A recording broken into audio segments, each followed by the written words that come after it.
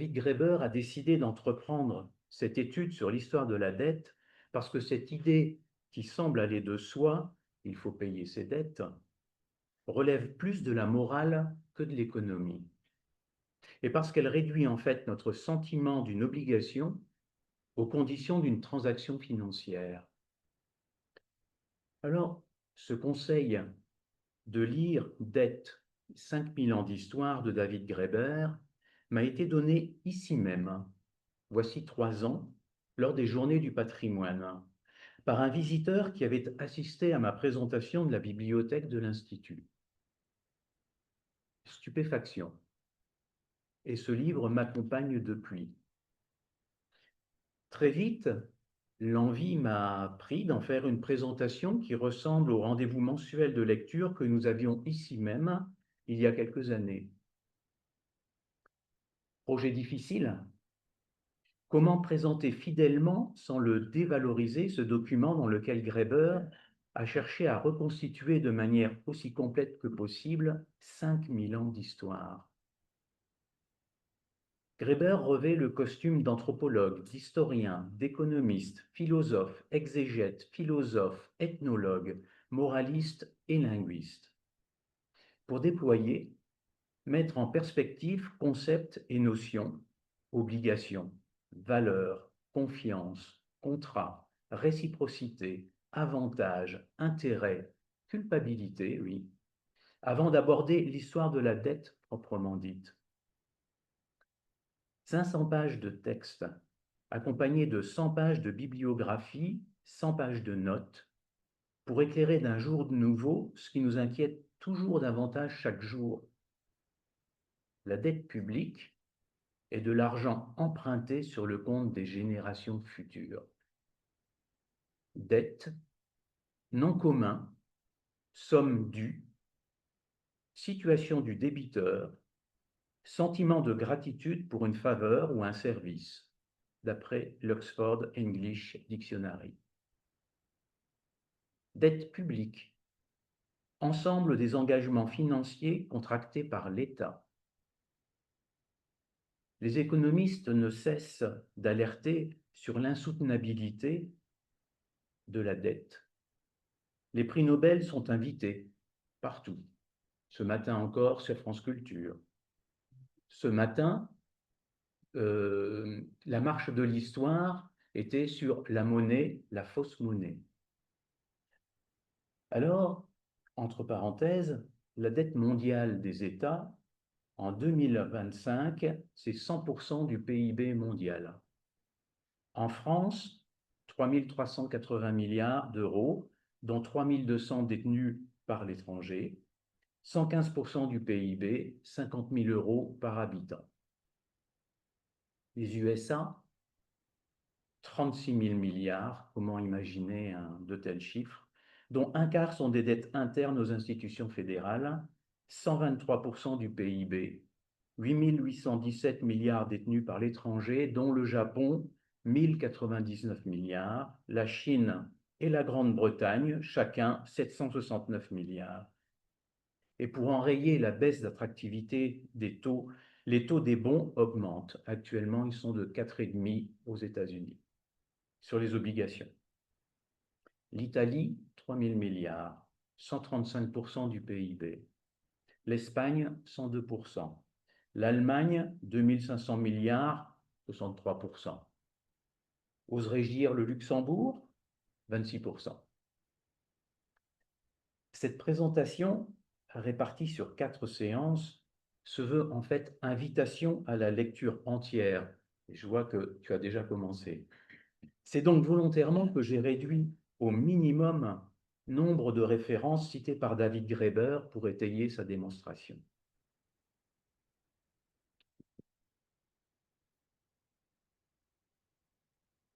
Introduction. Mais ils l'ont emprunté cet argent, il est clair qu'on doit toujours payer ses dettes.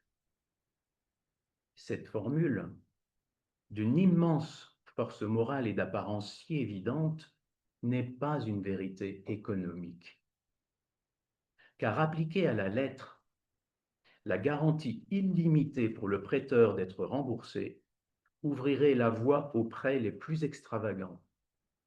Cette assurance devrait rester un rêve, mais souvent, elle est devenue horrible réalité grâce à une législation bâtie sur mesure. Année 1980, le FMI impose un plan d'austérité à Madagascar. Le pays réduit son programme anti-paludisme, 10 000 morts. L'économie doit-elle s'irriguer du sang des pauvres? Un processus est au cœur de l'histoire, justifié par la morale des relations fondées sur la violence, puis les convertir en termes de dette. Depuis des millénaires, les violents disent à leurs victimes qu'elles leur doivent la vie au minimum, puisqu'elles ne les ont pas tués. Notre vocabulaire moral et religieux est imprégné du lexique de la finance antique. Rédemption signifie rachat, et le jugement dernier est pour l'anglais Day of Reckoning, jour du règlement de compte. La dette recouvre aussi cette réalité. Les USA financent leurs dépenses militaires par la dette en émettant des bons du Trésor, obligations largement détenues par des pays sous protectorat militaire américain. Alors, prêt ou tribut?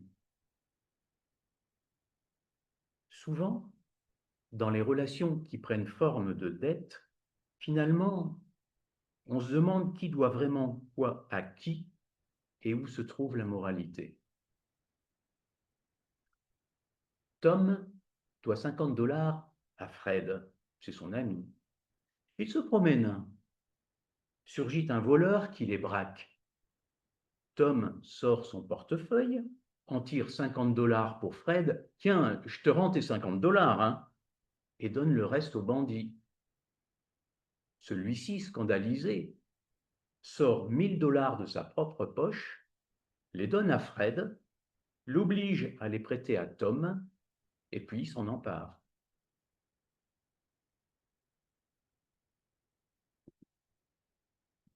Le mythe du troc. L'économie classique prétend le troc est premier. L'homme a inventé la monnaie physique pour le faciliter. Plus tard, les systèmes de crédit. Enfin, l'État et les institutions pour garantir propriété et contrat. Au contraire, le crédit est premier. La monnaie virtuelle apparut pour ses besoins comptables. Henri a besoin de chaussures. Joseph, lui, il en a 2 paires. Henri, jolies chaussures. Joseph, bon, elles valent pas grand-chose, mais puisqu'elles te plaisent, prends-les. Chez lui, Henri sème des légumes en quantité. Il emportera à Joseph, qui n'a pas de jardin. Tiens, j'en ai beaucoup trop. Ce n'est qu'une question de temps.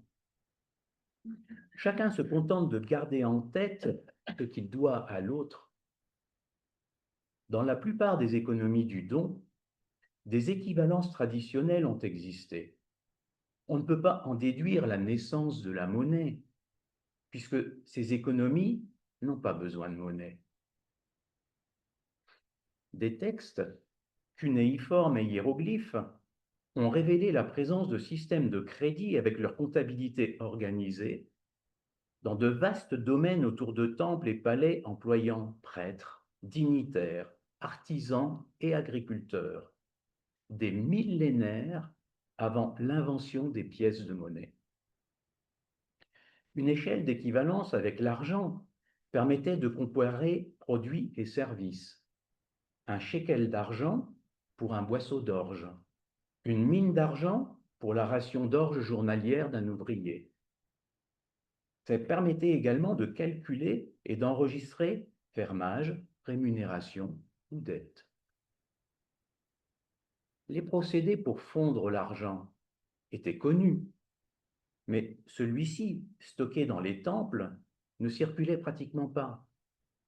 Même calculé en argent, les transactions avec les paysans se réglaient en mesure d'orge ou autre, et l'équivalence entre l'orge et l'argent était donc importante. Sur les marchés échappant au contrôle des temples, d'après les documents retrouvés, les transactions reposaient aussi sur le crédit. Les pièces de monnaie sont apparues bien après, de manière inégale et sans jamais totalement remplacer le crédit. Et le troc, alors? Les manuels d'économie enseignent que la monnaie remplit trois fonctions: moyen d'échange, unité de compte, moyen de stocker de la valeur. Moyen d'échange au commencement pour faciliter les transactions. Imaginez, disent-ils, les difficultés pour troquer les fruits de votre travail contre les fruits du travail de quelqu'un d'autre. Autrement dit, imaginez qu'aujourd'hui, on retire, et comment, la monnaie. Tout devient absurde. Mais c'est ce qu'Adam Smith soutient en 1776, quand avec son livre La richesse des nations, il crée l'économie en tant que discipline autonome du savoir. Ses successeurs ont amendé ces théories, mais ils ont conservé le mythe du troc comme point de départ de toute vulgarisation de la science économique. L'échange est le fondement de la société humaine, une pulsion spécifique de l'homme, car, observe Smith, on n'a jamais vu un chien faire échange d'un os avec un autre chien. La propriété, la monnaie et les marchés entraînent division et spécialisation du travail. Les hommes, à la recherche d'un avantage matériel, échangent des objets de leur industrie propre. Pour faciliter leurs transactions, ils conviennent d'une marchandise comme monnaie commune. À grande échelle, la monnaie facilite l'existence des marchés, ces immenses systèmes de troc des économies réelles. Curieusement, cette marchandise répandue, et tout le monde en a déjà un peu, devient importante et recherchée puisque de fait, elle devient une monnaie. Et à l'usage, les métaux précieux, durables, transportables et subdivisables en portions identiques. Ensuite, pour John Locke, l'État naît du besoin de protéger la propriété privée et les contrats, et fonctionne au mieux quand il se limite à ce rôle. Aucun chercheur n'a trouvé trace d'une économie du troc. L'histoire de la monnaie est différente et les preuves abondent. Adam Smith avance que la morue à Terre-Neuve, le tabac en Virginie auraient servi de monnaie. Dans chacun de ces exemples, un système simple de crédit sut créer l'illusion. Pour la morue, le compte final était fait en fin de saison en Angleterre ou en France. Pour le tabac, les producteurs avaient trouvé une astuce légale pour obliger les commerçants à devenir intermédiaires en vue d'écouler la récolte. Dans Qu'est-ce que la monnaie? Michel Innes, en 1913, souhaitait une étude historique de la dette. Son idée fut promptement écartée.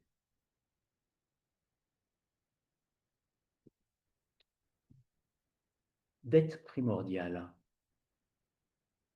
Le marché est-il naturel?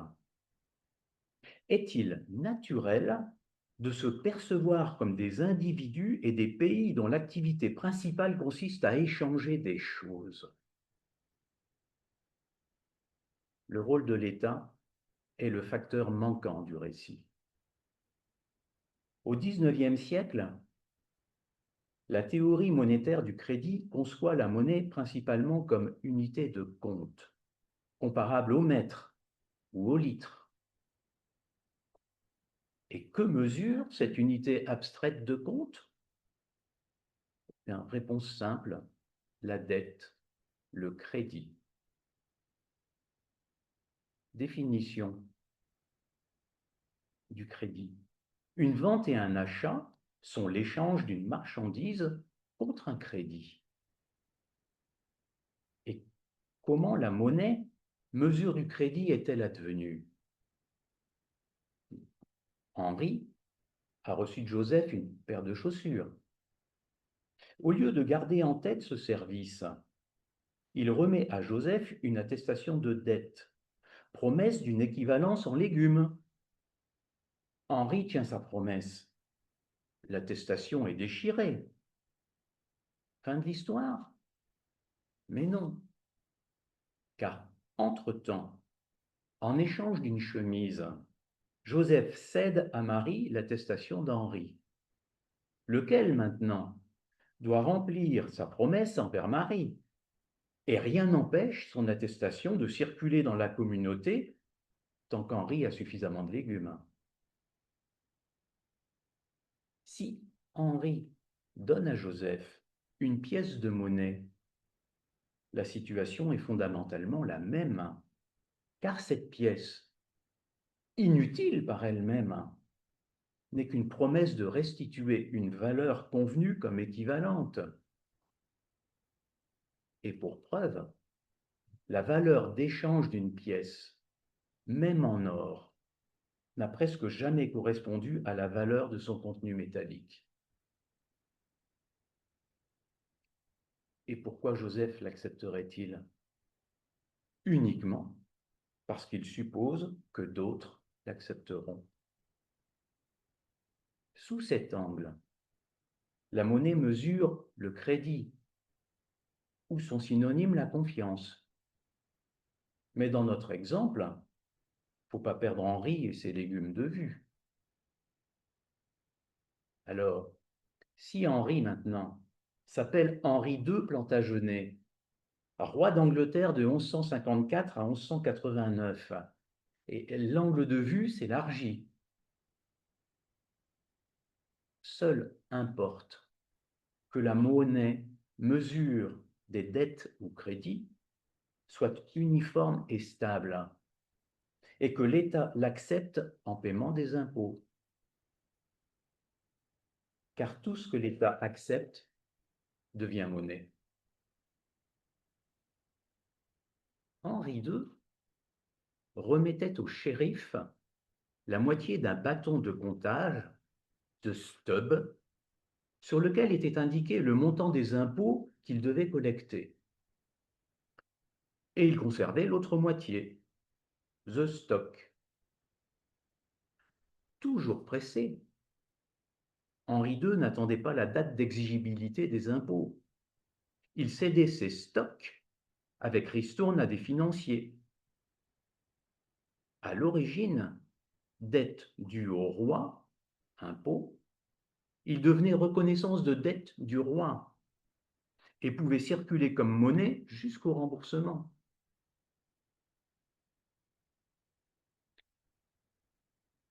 Pourquoi les États lèvent-ils des impôts?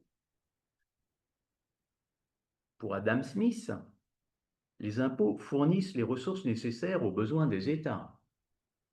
L'or et l'argent deviennent naturellement monnaie. Or, quand il existait des mines d'or ou d'argent sur leur territoire, comme les mines du Laurion près d'Athènes, l'État en prenait tout simplement le contrôle. Reformulons. Pourquoi extraire le métal, le fondre en pièces, les mettre en circulation, puis en exiger le retour en impôts? Parce que c'est le moyen le plus efficace de développer des marchés.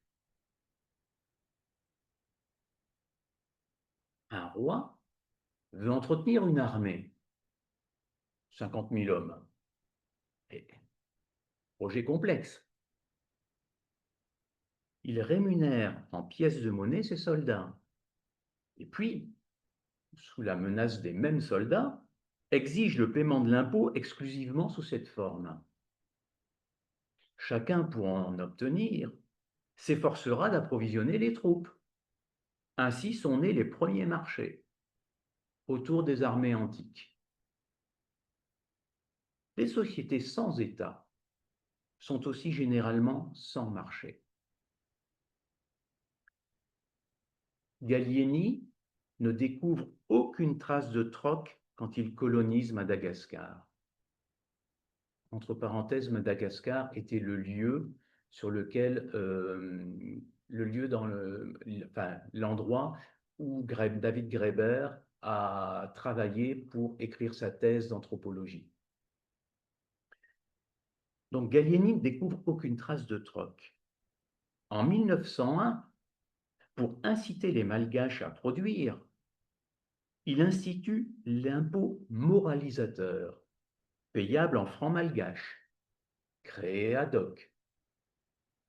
Cet impôt, exigible peu après la récolte du riz, oblige les paysans à en vendre rapidement une bonne part, au moment où le cours est au plus bas. Plus tard, certains, pour s'alimenter ou ressemer, s'endettent pour acheter du riz à un cours plus haut. Ceux qui ne s'en sortent pas grâce à d'autres cultures, café, ananas, envoient leurs enfants travailler en ville ou dans les grandes plantations créées par les colons. Malgré la résistance malgache, Gallieni parvint dans toute l'île à forcer la création de marchés. Rien de vraiment naturel.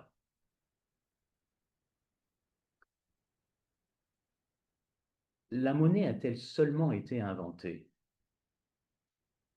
En tant que manière de comparer proportionnellement, de dire que 1 de ceci vaut 5 de cela, elle est sans doute aussi ancienne que la pensée humaine.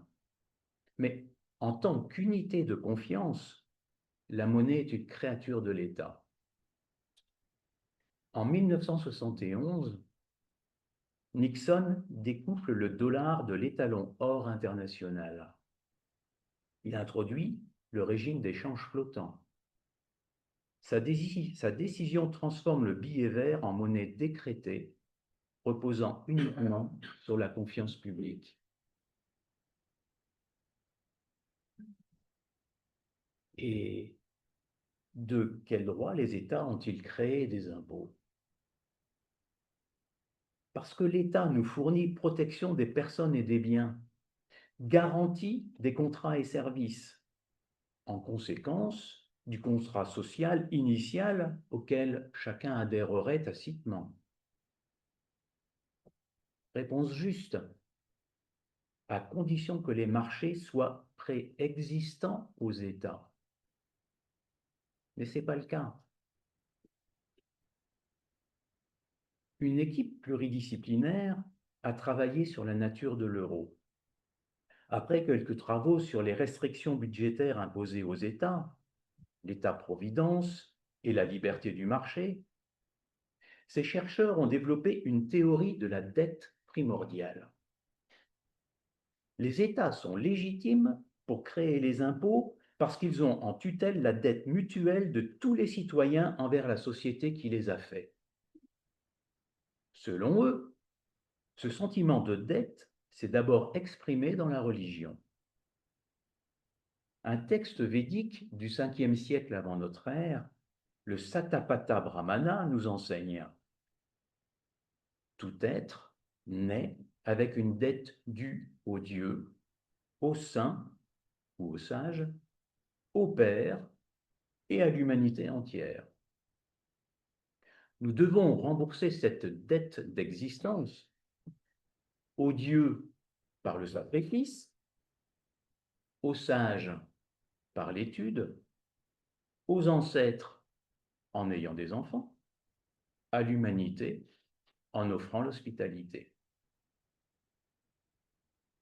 Vivre comme il convient, c'est rembourser constamment.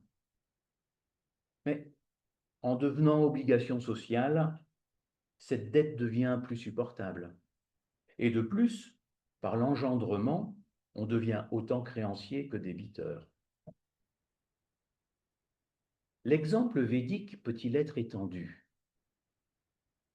C'est l'avis de Bruno Terray. Des pouvoirs temporels souverains, dit-il, ont tiré légitimité de leur capacité à représenter le tout cosmique originel. Ils ont inventé la monnaie comme moyen de mesure et de règlement de l'impôt rachat de la dette de vie. La monnaie apparaît ainsi dans sa fonction de moyen de paiement. Pour le sociologue Geoffrey Ingham, la dette primordiale est celle que doit l'être vivant à la société qui protège durablement son existence individuelle. En prison, dit-on, les détenus payent leurs dettes à la société. Serions-nous tous coupables? Il n'y a aucune preuve que la monnaie soit apparue ainsi. Mais notons la proximité de ces mots anciens, allemand et anglais, Geld, monnaie, Geld, sacrifice, Guild, impôt, et guilt, culpabilité. L'institution qui administre notre dette primordiale en tire légitimité à exiger l'impôt. De fait, si nous définissons en termes de dette tout ce que nous devons aux générations précédentes, elle ne peut être qu'infinie. Mais est-il raisonnable de penser cela comme une dette? Dette, du latin debere, ce qu'une personne doit rembourser à une autre pour s'acquitter. Désirons-nous vraiment être quittes avec nos parents, avec l'humanité? Quel sens cela aurait-il avec des forces cosmiques?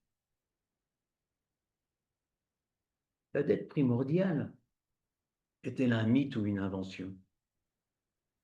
Pourquoi bâtir une théorie sur des écrits védiques dont nous ignorons à peu près tout des auteurs et de leur contexte, sans rien dire sur Sumer et les premiers États de Mésopotamie qui nous sont mieux connus?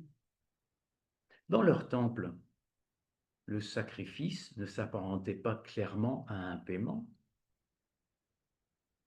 2000 ans environ avant les Védas, ces temples emploient des milliers de personnes de toutes professions et prêtent avec intérêt leurs excédents de grains, de laine et de cuir à des marchands caravaniers qui, au retour, ramènent des produits rares.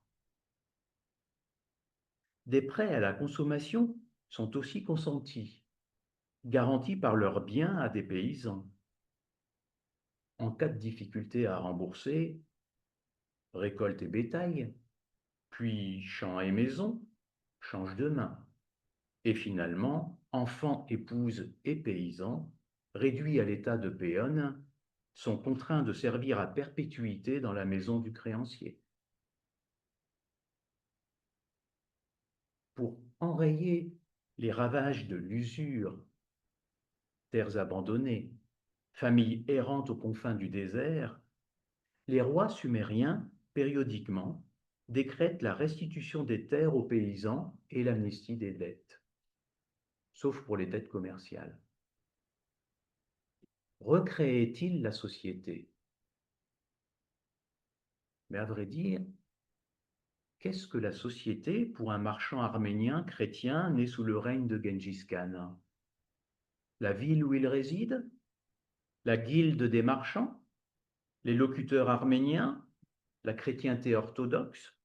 Les habitants de l'Empire qui s'étendaient de la Méditerranée à la Corée? Beaucoup de gens, au fil de l'histoire, n'ont jamais très bien su dans quel état ils se trouvaient, ni même pourquoi c'était important. En témoigne cette histoire. La paix signée, un topographe arrive pour tracer la frontière. Un villageois l'interroge. Alors, sommes-nous toujours en Russie? Vous êtes en Pologne, à 50 mètres de la frontière. Le villageois saute de joie. Bah, qu'est-ce que ça change pour vous? S'étonne le topographe. Et maintenant, je suis débarrassé de l'hiver russe.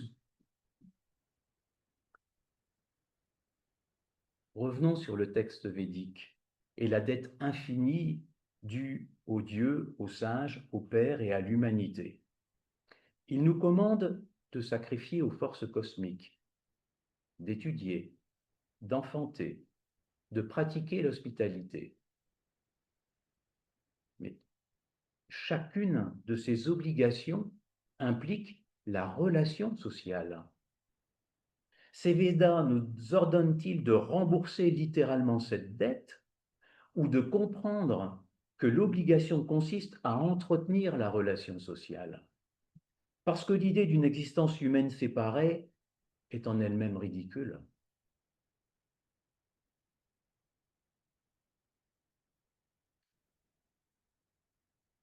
La nation, au sens juridique, et l'idée d'État-nation sont nées de la Révolution. Depuis, nous confondons société et nation. Projeter cette perception dans le passé est un anachronisme. Or, c'est ce que font les théoriciens de la dette primordiale.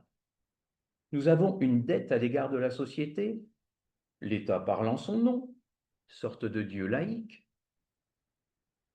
Auguste Comte inventa le mot sociologie. Son catéchisme positiviste présente l'État comme l'administrateur de la dette sociale. Et de nombreux régimes en ont profité au XXe. Nous payons les intérêts par l'impôt et nous remboursons le capital par notre vie quand sonne l'heure de défendre la nation contre l'ennemi. Mais conformément à la logique du marché, ne sommes-nous pas des individus libres qui ne doivent rien aux autres? On nous dit que l'État est l'opposé du marché dont il entrave le bon fonctionnement. C'est une fausse dichotomie. L'État a créé le marché et aucun des deux ne peut se perpétuer sans l'autre, du moins dans leur forme actuelle.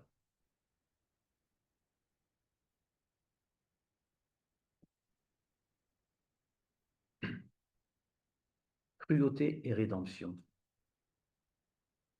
La monnaie est-elle une marchandise ou une reconnaissance de dette?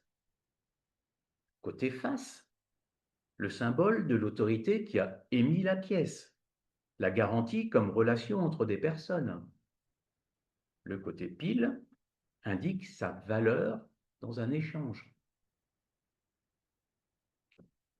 Si la monnaie repose totalement sur la confiance, le crédit, tout peut faire office de monnaie, tant qu'il est public que quelqu'un est prêt à l'accepter pour annuler une dette. Pourquoi accepter à Rome, et même hors de l'Empire, des pièces à une valeur nominale supérieure à la valeur du métal qu'elles contiennent? Excusez-moi, je reprends. Pourquoi accepter à Rome, et même hors de l'Empire, des pièces à une valeur nominale supérieure à la valeur du métal qu'elles contiennent? Uniquement parce que Tibère les accepte. Des pièces romaines sont allées jusqu'en Chine. La monnaie dépend toujours de l'expression des forces politiques. En Poméranie, au Moyen Âge, les marchands itinérants achetaient, transportaient et payaient les péages en vin, poulet, œufs, fromage ou hareng, exprimés en monnaie romaine parce que les paysans libres l'avaient réussi à l'imposer aux seigneurs. Ailleurs, souvent, les intérêts des seigneurs ou des marchands l'ont emporté. L'or et l'argent ont une valeur de marchandise, souvent précieuse, et prennent encore plus de valeur sous la forme de pièces estampillées par l'autorité. Une forme qui exprime le mieux le double aspect de marchandise et de reconnaissance de dette de la monnaie.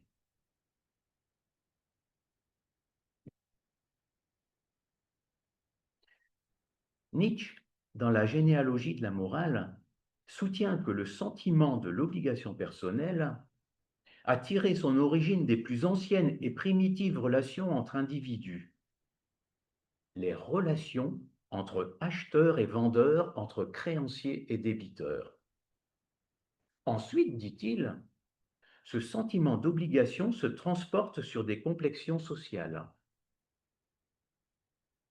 Mieux, pour Adam Smith, le langage naît de notre penchant à faire des échanges. La société vient après. Nos idées sur nos responsabilités à l'égard des autres prennent forme en termes commerciaux. Nietzsche relève que le mot Schuld, lui, signifie à la fois dette et culpabilité. Rançon et rédemption, mots chers au christianisme, viennent du latin redimere, racheter. De l'omniprésence de la dette naît l'impossibilité d'expier, jusqu'au christianisme où Dieu s'offre lui-même en sacrifice pour payer les dettes de l'homme. L'explorateur Peter Freuchen témoigne contre ceux qui placent le calcul économique au cœur de l'humanité. Un jour, comme je rentrais bredouille et affamé d'une chasse aux morses, mon voisin inuit, plus chanceux, déposa de la viande devant mon abri. Je le remerciai abondamment, mais il s'indigna. Puisque nous sommes humains, nous nous entraidons. Ce que j'ai aujourd'hui, tu peux l'avoir demain. Nous n'aimons pas entendre quelqu'un dire merci pour cela. Avec les fouets, on fait des chiens.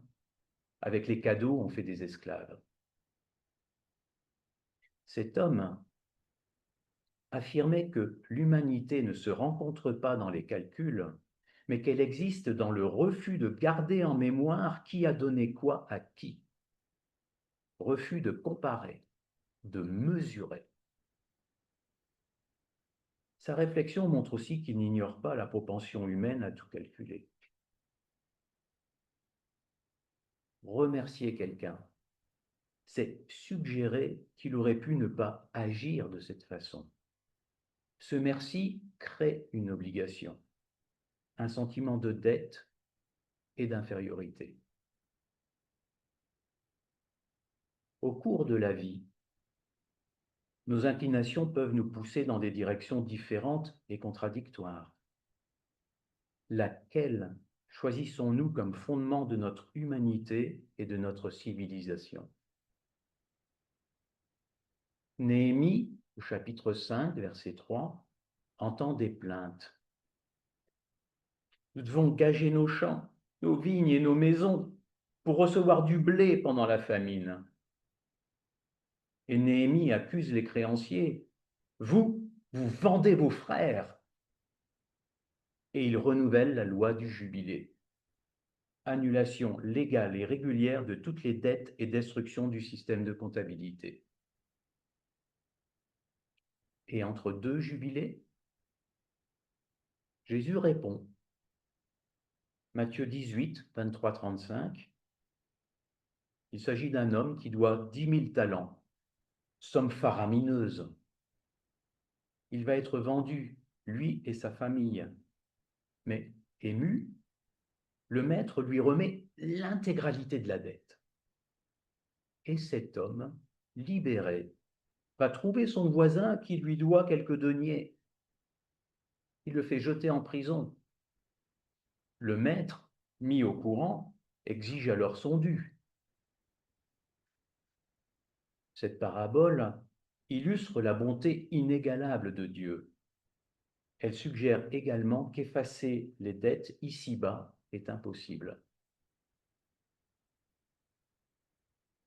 Remets-nous nos dettes, comme nous les remettons à nos débiteurs, est la traduction littérale du Notre Père, Luc 11, verset 4, ou Matthieu 6, verset 1 et 2. Verset 12, pardon. Si la vision de la vie humaine se formule en termes commerciaux, Enfer et Paradis peuvent tenir des livres de contes rivaux.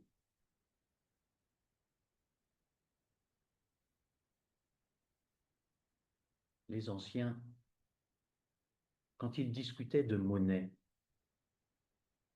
concrètement, ils devaient penser esclaves, rançon, corruption, tribut, usure, dot pour fonder une famille, violence, et certainement pas aux courses au marché ou aux échanges entre amis. De nombreuses voix, à toutes les époques, se sont élevées contre l'endettement qui détruisait la paysannerie. Les paysans libres constituaient la base des armées antiques pour défendre le pays. Mais en comparaison, ni le système des castes, ni le servage ou l'esclavage n'ont soulevé autant de contestations. Ces systèmes impliquent un rapport hiérarchique sans nuance. Mais la dette, elle découle de la libre signature d'un contrat entre individus égaux. En termes juridiques, la différence entre riches et pauvres n'existe pas. Un paysan, escomptant un soutien, emprunte à un cousin, plus ou moins proche, mais aisé. Le cousin, quelque temps après, constate le défaut de remboursement devant l'autorité et reproche le manquement à la parole. Et juridiquement, un contrat est un contrat. C'est bien saisi, ces enfants emmenés. Les sentiments d'indignité et de trahison ne peuvent que révolter le débiteur face aux remontrances morales du créancier. Surtout quand l'Écriture insiste. Souvenez-vous que vous étiez tous esclaves en pays d'Égypte. Des arguments moraux ont toujours illustré les débats pour ou contre l'annulation des dettes, en intégrant aussi toujours le vocabulaire du marché.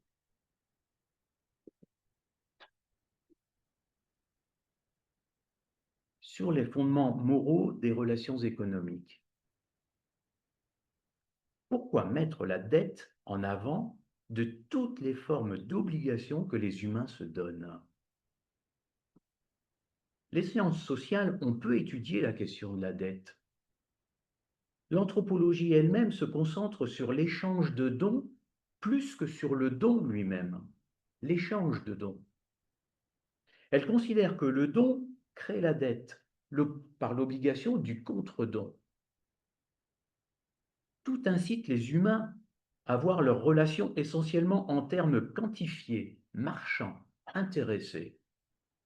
Or, la psychologie démontre qu'il existe, même dans les relations économiques, des motivations importantes, comme le sentiment de justice ou la recherche réciproque d'un avantage mutuel et équilibré.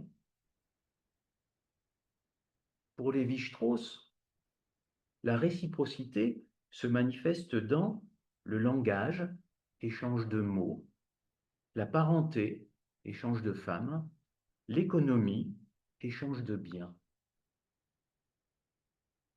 Le sentiment moral de dette naît du déséquilibre. La justice exige-t-elle la réciprocité? Oh, on apprécie l'échange de bons procédés, mais le renvoi d'ascenseur prend vite le sens de corruption politique. Il nous paraît juste qu'un père, une mère prennent soin de leur enfant, mais cette relation filiale n'a rien à voir avec la réciprocité. Pour ses 21 ans, le naturaliste Ernest Thompson Seton reçut de son père la facture de toutes les dépenses depuis sa naissance. Il a réglé la note. Il n'a plus jamais parlé à son père. L'approbation des comptes permet le quitus. Son père signifiait-il à Ernest qu'il ne voulait plus rien savoir de lui? Nous pouvons imaginer avoir une dette envers nos parents, mais qui pense raisonnable, possible et bon de payer? Lucien Lévy-Bruhl témoigne encore d'autres logiques. En Afrique, un missionnaire guérit un individu de graves blessures et il reçut bientôt sa visite. Et il ne put se débarrasser de lui qu'à force de présents. Dans cette région, le guérisseur était aussi une figure du pouvoir, censé se montrer généreux avec le groupe. Pour l'ancien patient, obtenir une chemise, un couteau, ça confirmait bien la relation avec son guérisseur. Des formes d'égalité et d'inégalité existent naturellement, chacune porteuse de sa propre morale, sans relation avec l'échange d'une chose contre une autre. Dans toutes les sociétés, trois grands principes sont susceptibles de fonder les relations économiques: le communisme, l'échange et la hiérarchie. Le communisme, de chacun selon ses capacités, à chacun selon ses besoins. Le mythe circule qu'un communisme primitif en vigueur chez les chasseurs-cueilleurs pourrait revenir un jour. Mais le communisme n'est pas une utopie. Tous les systèmes sociaux, y compris le capitalisme, reposent sur une base de communisme réel. À l'atelier, quand Pierre demande « Passe-moi ton marteau », Paul ne répond pas « Qu'est-ce que j'aurai en échange ?» D'évidence, l'efficacité consiste à répartir les tâches selon les capacités et à donner selon les besoins. Jobs et Wozniak, en 1976, démissionnaires d'IBM, partageaient matériel et connaissances dans le garage des parents de Jobs avant de fonder Apple. Et plus il est nécessaire d'improviser, plus la coopération se démocratise. Au lendemain d'une catastrophe, pour un temps aussi bref soit-il, l'entraide, assimilable à un communisme basique et spontané. La conversation relève-t-elle du communisme? Oui, et bien plus. Le partage est une composante des plaisirs de la vie, où l'idée même de compter paraît très blessante. Nombre de petits gestes sont faits sans y penser. Notre interdépendance fondamentale, vraie substance de la paix sociale, se reconnaît dans une forme de communisme basique propre à chaque groupe. Si autrui se trouve en détresse, chacun fera son possible pour le secourir. La réciprocité importe moins que cette seule certitude: l'autre en ferait autant pour vous. Hospitalité et hostilité partagent étonnamment la même étymologie: hostis. Le journal de bord de James Cook relate qu'à la première rencontre, les indigènes s'enfuyaient, attaquaient ou offraient tout. Le pain et le sel étaient autrefois offerts en signe d'hospitalité, comme l'illustre cette histoire arabe. Un cambrioleur est à l'œuvre chez Nasreddin Hodja. Dans l'obscurité de la cave, il goûte pour vérifier le contenu d'une jarre avant de s'en emparer. C'est du sel. Il réalise alors qu'il a mangé du sel chez Nasreddin et remet en place tout ce qu'il avait dérobé. Le communisme, comme principe moral, est souvent présent dans une transaction commerciale, tant il est difficile d'y faire abstraction des situations personnelles. Le roi s'est égaré, las, fatigué, épuisé, affamé. Il parvient à l'auberge rurale de Nasreddin Hodja. « Avez-vous des œufs de caille ?»« Je dois pouvoir en trouver. »« Alors préparez-moi une omelette avec 12 œufs. » Le repas terminé, Nasreddin lui demande 100 pièces d'or. « Les œufs de caille sont-ils si rares ici ?» demande le roi ébahi. « Eh non, ce qui est rare ici, c'est les visites de roi. » Le mot mutualité définit peut-être le mieux la logique morale de ce communisme qui ne repose ni sur l'échange ni sur la réciprocité, mais participe d'une certaine notion d'éternité. L'échange. Chacun donne autant qu'il reçoit. Pas nécessairement dans une équivalence exacte, mais dans un aller-retour continu qui tend à l'équivalence. Équivalence des objets et implicitement équivalence des personnes, au moins au moment de l'échange. L'échange commercial, en principe, est impersonnel. Un minimum de confiance et de sociabilité suffit pour effectuer une transaction entre deux personnes. Dans un souk du Moyen-Orient, l'affaire est plus complexe. Mais une fois conclue, acheteurs et marchands ne s'obligent pas à une relation suivie. La dette n'existe pas, car la balance est en équilibre. En général, accepter 3 œufs de la part d'une voisine sans rien lui rendre relève de l'incivilité. Mais souvent, il est important d'attendre un peu et surtout de ne pas rapporter exactement 3 œufs à la voisine. Cela signifierait qu'on ne veut plus avoir de rapport avec elle. Ces échanges, déclinés en multiples variations, entretiennent subtilement le lien social. La théorie économique postule que toute interaction humaine est une recherche de l'avantage personnel. Et, comme on dit maintenant, elle ne les calcule pas.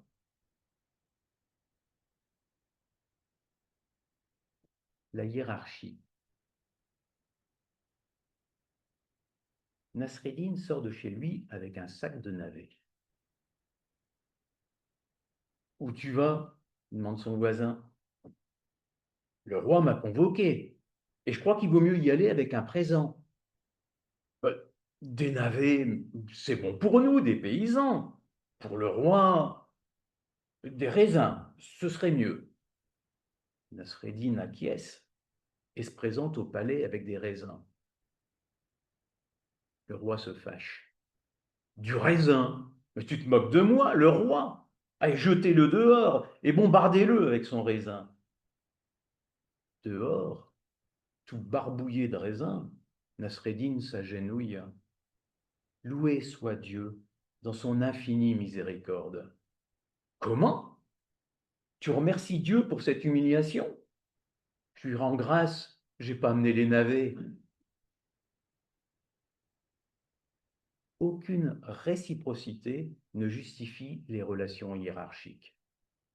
Bien qu'on dise, les paysans fournissent l'alimentation, les seigneurs la protection. Ces relations fonctionnent sur la logique du précédent. Selon une légende au Biélarus, les brigands dévalisaient les voyageurs de façon si systématique que finalement, ils prirent l'habitude de donner à leurs victimes un jeton, preuve de leur contribution. Ibn Khaldoun, au XIVe siècle, a suggéré qu'ainsi naissent les États.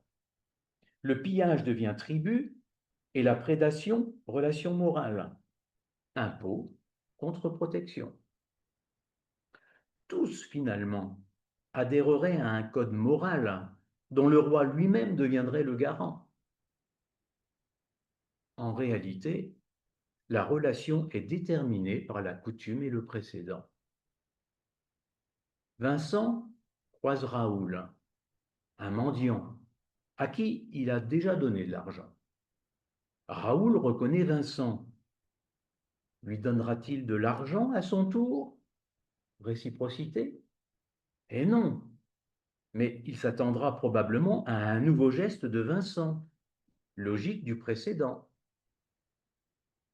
Partout où les lignes hiérarchiques sont clairement tracées et acceptées, les relations sont régulées par les habitudes et les coutumes sans nécessité d'explication.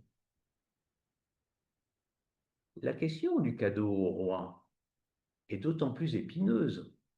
Il risque toujours d'être perçu comme un précédent, ajouté au tissu des coutumes, puis tenu comme obligatoire. Lorsque Cyrus le Grand, rapporte Xénophon, s'empara de Babylone et fonda l'Empire perse, les provinces soumises rivalisèrent de cadeaux. Qu'arriva-t-il? Cyrus en fit la base du tribut annuel. Dans ce système, les devoirs sont justifiés par le précédent. Toute hiérarchie qui s'installe bouscule les règles ordinaires de la réciprocité.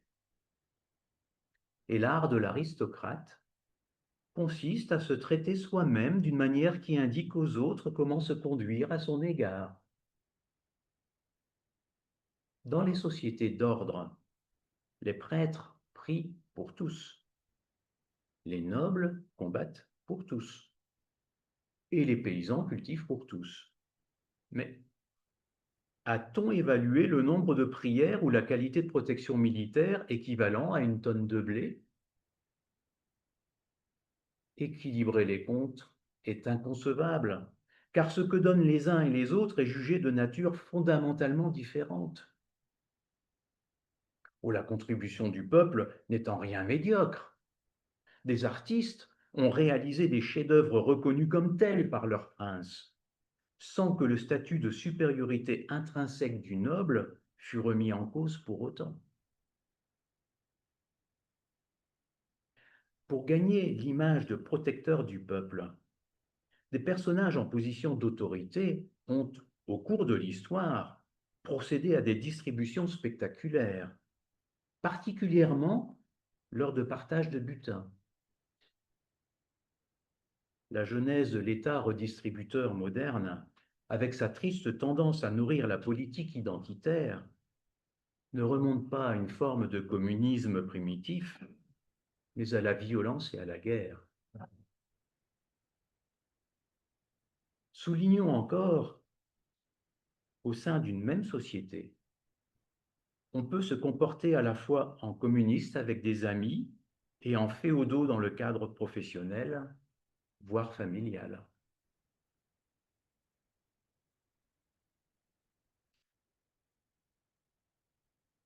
Pourquoi refuser d'admettre que nous naviguons entre des systèmes moraux différents? Insister sur le principe de réciprocité. Ce principe est notre moyen principal d'imaginer la justice et une société équilibrée. Il permet de décrire le marché comme un modèle mathématique clos où chacun dispose d'informations identiques et se livre au même type d'échanges calculateurs et intéressés. Les dettes doivent être remboursées pour équilibrer les comptes, principe de justice. Les problèmes surgissent avec la réalité. Maintenir une égalité authentique nécessite des garde-fous subtils. Ainsi, cet exemple rapporté du Groenland. L'habilité d'un chasseur le surclassait tellement qu'afin de prévenir tout sentiment de différence et d'infériorité dans le groupe, il pratiquait l'autodérision. Ainsi, ayant invité ses voisins, il annonça: « Je suis si mauvais chasseur, et ma femme, si mauvaise cuisinière, j'ai pas grand-chose. Mais je crois qu'il reste un morceau de viande dehors. Il doit encore y être, les chiens n'en ont pas voulu. » Et tout le monde en eut l'eau à la bouche. Dans certaines sociétés, dites héroïques, en référence à Homère, l'échange de dons peut donner lieu à une surenchère. Chez les Maoris, par exemple. Au sens strict, l'échange compétitif de dons ne contraint personne. C'est une simple affaire d'honneur. Mais quand pour certains, l'honneur est tout, on en vient à la dette d'honneur, parfois impossible à rembourser. Tout voyageur antique qui demandait l'hospitalité était accueilli et honoré. Mais qu'il reste et s'incruste, il devenait alors un simple subordonné. Le clientélisme a joué un rôle important de la Rome impériale à la Chine médiévale et reste toujours vivace à notre époque. L'anthropologue Lorraine Blackster a séjourné dans un village des Pyrénées. La morale communautaire y est importante. De mauvaises récoltes, un jour, obligèrent un paysan à solliciter un emploi auprès d'un patron. Simple service et volontiers rendu, mais que le paysan ne pouvait payer de retour. Il ne pouvait qu'offrir en geste symbolique des produits de son jardin. C'est ainsi que l'aide mutuelle glisse vers l'inégalité. Et pourtant, tous deux sont probablement assez semblables, comparables, pères de famille du même âge, aimant les mêmes sports, la même cuisine. D'autre part, leur relation prend la forme d'un contrat de travail, censé être un libre contrat entre égaux. Sauf qu'une fois la fiche glissée dans la pointeuse, l'égalité disparaît. Alors la loi solutionne le problème en affirmant que l'on ne peut pas vendre son égalité en permanence. Cet accord entre égaux, pour ne plus être égaux pour un temps, me semble être l'essence de ce que nous appelons une dette. La relation d'inégalité provisoire, décidée par deux personnes égales sur les plans importants, engendre la dette. Une dette impossible à rembourser par nature n'existe pas. Un jour, le patron recevra peut-être du paysan un service inestimable. La formule « le prisonnier paye sa dette à la société » souligne qu'en condamnation de ses actes, son égalité devant la loi est suspendue. Nous parlons de dette parce que l'égalité peut être restaurée. Tant que la dette n'est pas remboursée, il n'y a aucune réciprocité. Débiteurs et créanciers se font face, mais avec le sentiment que la situation n'est pas naturelle et qu'en réalité la dette va être remboursée. Puisque l'égalité est l'objectif naturel, si le règlement de la dette est impossible, la situation devient douloureuse, le débiteur portant la faute de ne pas pouvoir rétablir l'équilibre. En allemand, Schuld relie dette et culpabilité. Et jadis, le débiteur fautif était battu, puis emprisonné. La dette, en tant qu'échange qui n'est pas encore équilibré, est donc une créature de la réciprocité. Mais rappelons que seules certaines parmi les interactions humaines appartiennent à cette forme d'échange. L'échange met en avant dans les rapports humains l'égalité, mais aussi la séparation. Dès que la dette est abolie, l'égalité est restaurée et le quitus confirme la séparation. La dette se situe dans un entre-deux. Notre manière d'être humain se définit dans la non-égalité qui lie les parties. Pantagruel est tellement endetté, écrit Rabelais, que tous ses créanciers prient pour l'excellence de sa santé.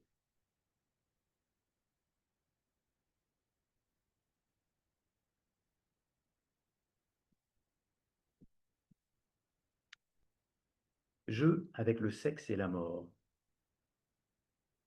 L'histoire économique traditionnelle soutient que la vie économique a commencé par le troc innocent de marchandises, que l'échange libre d'objets entre adultes en vue d'un avantage mutuel constitue l'essentiel de notre activité.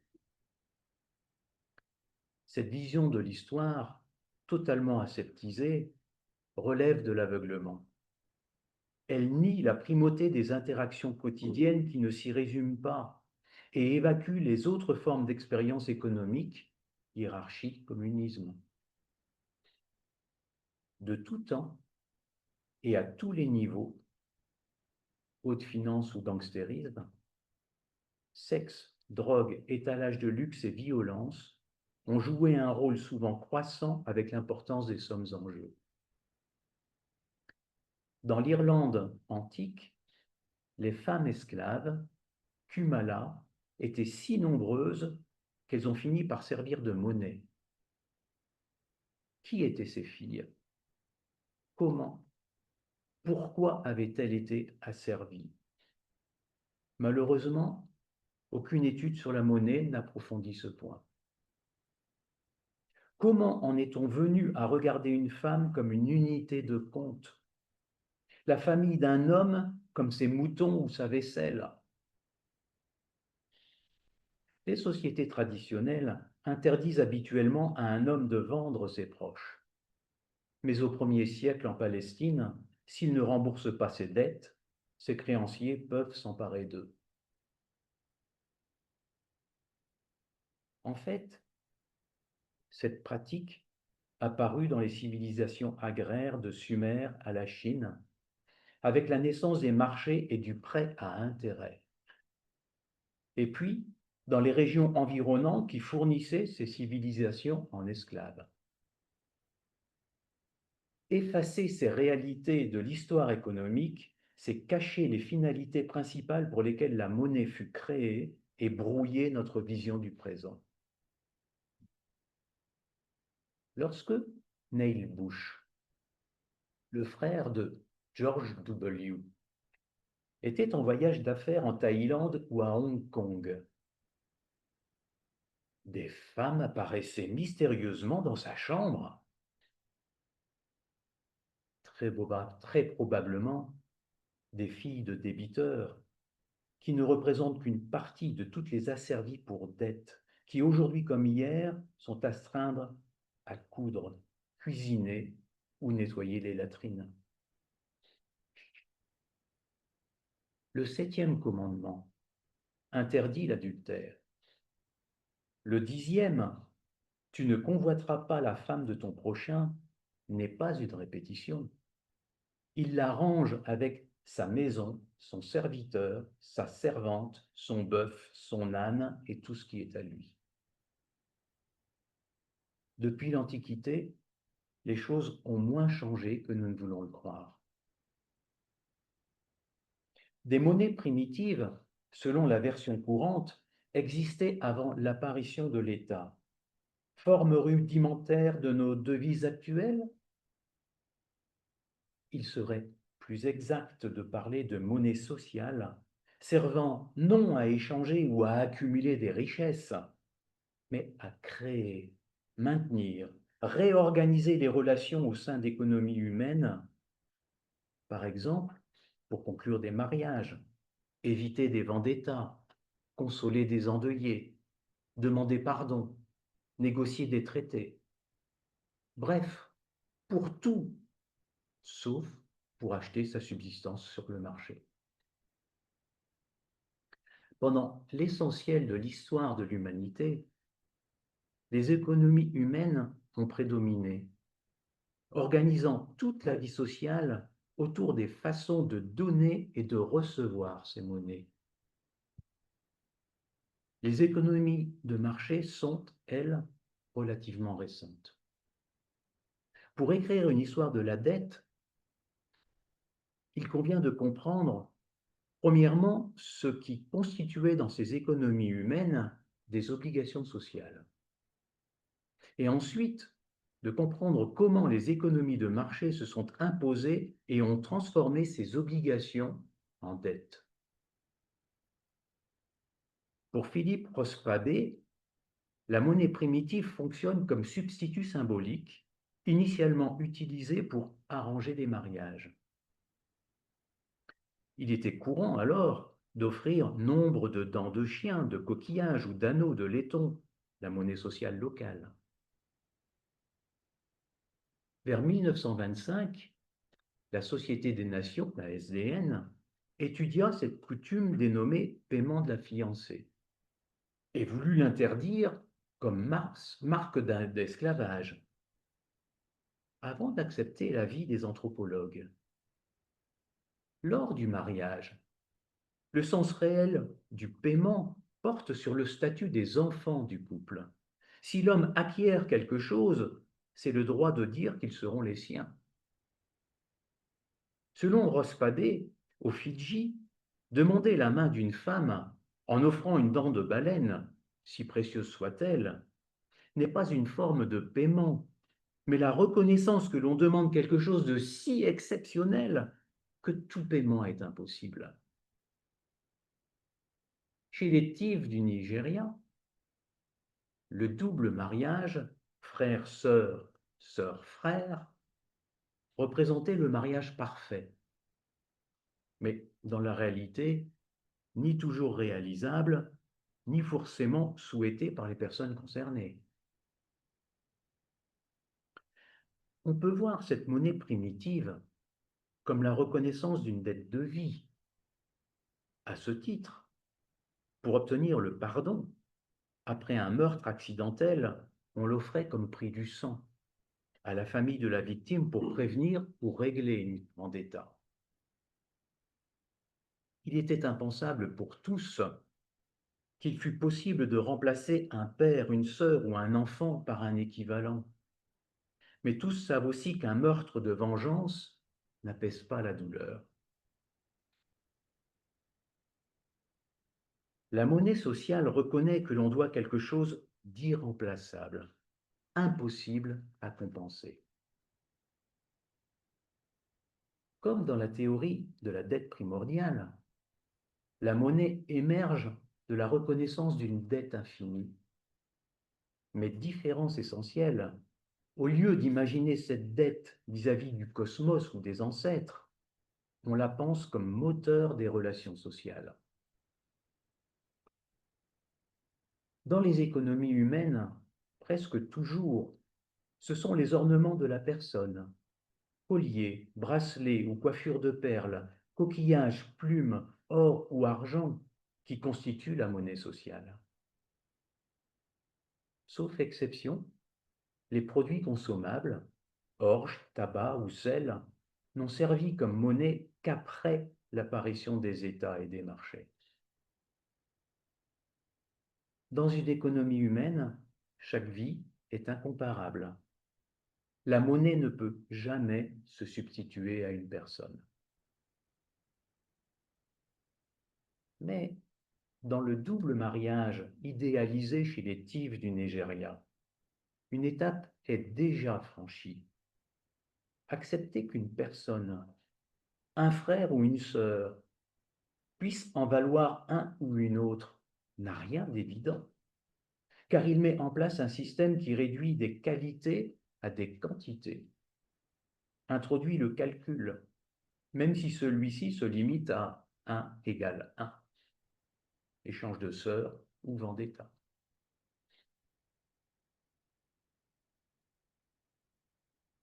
Comment en arrive-t-on à traiter des personnes comme si elles étaient identiques? Comment advient cette calculabilité?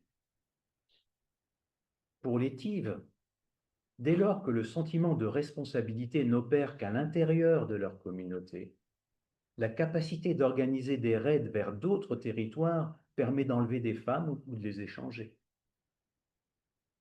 Des êtres singulières dans leur réseau de relations, mais volées, arrachées à leur communauté, sont réduites, au moins au départ, en esclaves, en valeur générique que l'on peut utiliser afin de mesurer des dettes. Cela nécessite une violence nullement conceptuelle, mais littérale, comme celle que dénonçait Néhémie en parlant des filles asservies de Jérusalem. Une histoire provient du royaume du Bunyoro en Afrique. Un couple s'installe dans le village. Pour tester les voisins, l'homme fait semblant en pleine nuit de battre sa femme. Elle pleure, crie, il va la tuer. Personne n'intervient. Au matin, le couple part à la recherche d'un autre village. Est-il raisonnable de vivre parmi des gens qui ne veillent pas convenablement les uns sur les autres? Et si c'était elle qui avait fait mine de le battre lui? Comment auraient réagi les voisins, même dans un village convenable? Nous connaissons tous la réponse. Il aurait été tourné en ridicule et au XVIIe en Europe, moqué dans une scénette satirique. Dans nombre de régions du monde, l'une de ces brutalités est potentiellement légitime. Et cet état de fait est en lien direct avec la possibilité d'échanger une vie contre une autre. C'est la fin de la première séquence.